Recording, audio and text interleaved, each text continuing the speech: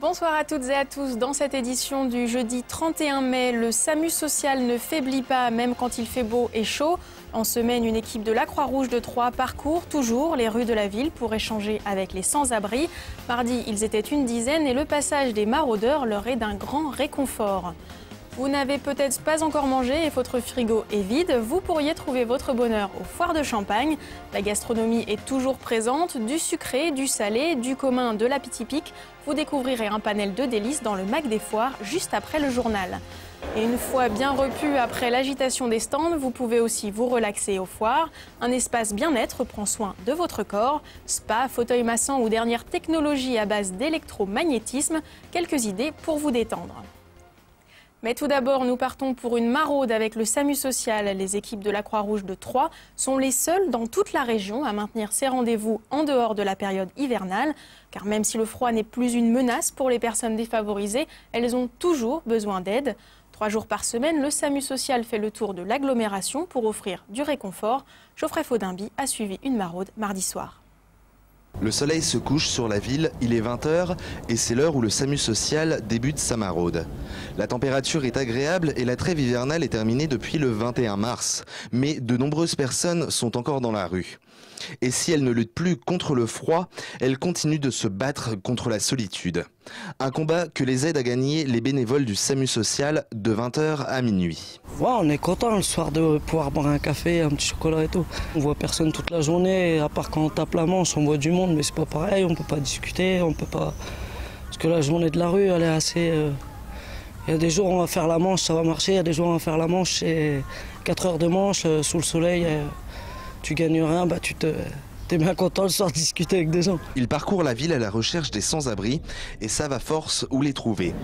À peine arrivés sur la place du marché, lieu de rendez-vous quotidien, de nombreux habitués, mais aussi des nouveaux venus, viennent au contact des bénévoles. L'été, on a toujours besoin d'une écoute ou d'une aide, quelle qu'elle soit, c'est-à-dire psychologique, juste une aide d'entente, c'est-à-dire quand vous voyez le SAMU social, ils vous offrent un café, ils parlent avec vous, ils prennent le temps de savoir qui vous êtes.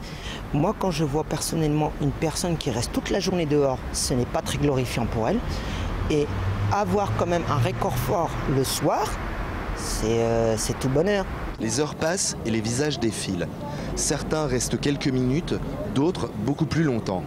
Les 3 bénévoles leur offrent des boissons chaudes, mais surtout un temps d'écoute et de partage. Des personnes issues de milieux variés qui ont chacun leur particularité. On ne peut pas donner un profil type, hein. Il y a vraiment, on a tout type de profil, quoi. Ça va des personnes qui sont à la rue depuis leur plus jeune âge, comme ça peut être des personnes qui se retrouvent exclues de leur logement personnel. Ça peut être des personnes qui sont à la rue depuis peu pour différents motifs. Ça peut être des personnes qui ont un logement personnel mais qui ont besoin de ce lien social. Hein, donc on a vraiment tout type de personnes, quoi. Ça peut être des jeunes comme des moins jeunes, des personnes très âgées.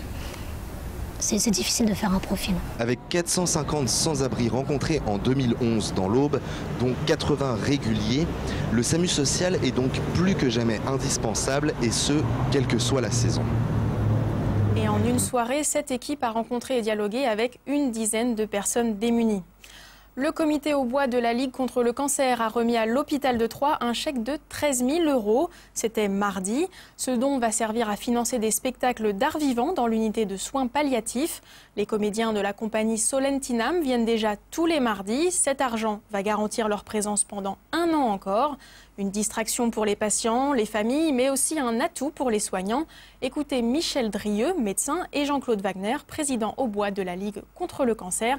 Ils sont au micro de Cyril Tavernet.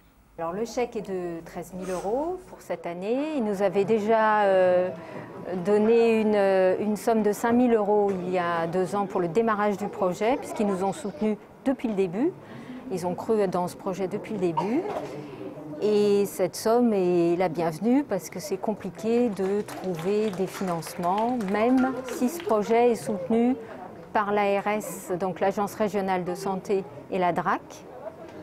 puisque c'est un projet qui est déposé dans le cadre de la Convention Culture et Santé. La Ligue n'est pas là que pour financer du matériel.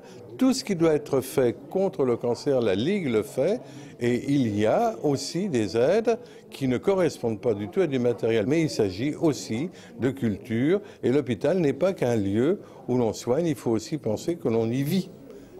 Pour continuer dans l'art, ce sont des enfants, cette fois, qui ont créé des œuvres autour du thème « Il était une fois ». En tout, presque 500 créations sont exposées à l'Espace Argence de Troyes jusqu'à samedi. Elles viennent de 42 pays différents. Bien évidemment, 2 jeunes au bois ont participé à cette manifestation. Elle est intitulée « Graines d'artistes du monde entier ». Depuis 20 ans, ce projet est soutenu par le Centre pour l'UNESCO de Troyes, qui veut mettre en avant les capacités artistiques des plus jeunes. Claudie Roulet est la responsable financière de l'association. Elle répond à Martial Roche. Le but de l'exposition, c'est de montrer à toute l'agglomération troyenne, de montrer aux élus, aux instituteurs, aux artistes, quelles sont les réalisations, ce que sont capables de faire des enfants qui sont en CM1, CM2 à peu près. Et qui font donc des ateliers qui varient au niveau du nombre d'heures, mais qui sont faits pendant leur temps scolaire ou dans le cadre du loisir, et sous la direction d'un artiste. Les artistes sont des intervenants que nous choisissons, qui travaillent sur le thème avec les enfants. L'objectif, c'est que les enfants aient les idées, l'imagination, et l'artiste derrière les aide à les mettre en forme. L'objectif, c'est de faire que les enfants créent leur propre œuvre. Alors ce sont des œuvres collectives en ce qui concerne les ateliers, forcément. C'est le résultat d'une classe. Enfin, on vous en parlait brièvement dès hier soir sur Canal 32. Le calendrier du championnat de France de Ligue 1 a été dévoilé. Les footballeurs de l'Estac entameront la compétition le 11 août au stade de l'Aube. Pour la première journée, les joueurs de Jean-Marc Furlan reçoivent Valenciennes avant d'aller à Lyon. Parmi ces dates, on retient quelques affiches qui se joueront au stade de l'Aube contre l'Olympique de Marseille le week-end du 20 octobre, le 3 novembre contre le champion de France Montpellier. Le derby de la Champagne contre Reims, ce sera le 9 mars. Et dernière affiche, le Paris Saint-Germain, le 13 avril. C'est la fin de ce journal. Demain, les informations vous seront présentées par Damien Ardois. Dans quelques minutes, la météo de Sandra Durupt. Demain, vendredi, temps mitigé entre nuages et éclaircies. Mais avant cela, restez avec nous. Le Mac des Foires de Champagne, entre gastronomie et bien-être, c'est dans un instant sur Canal 32.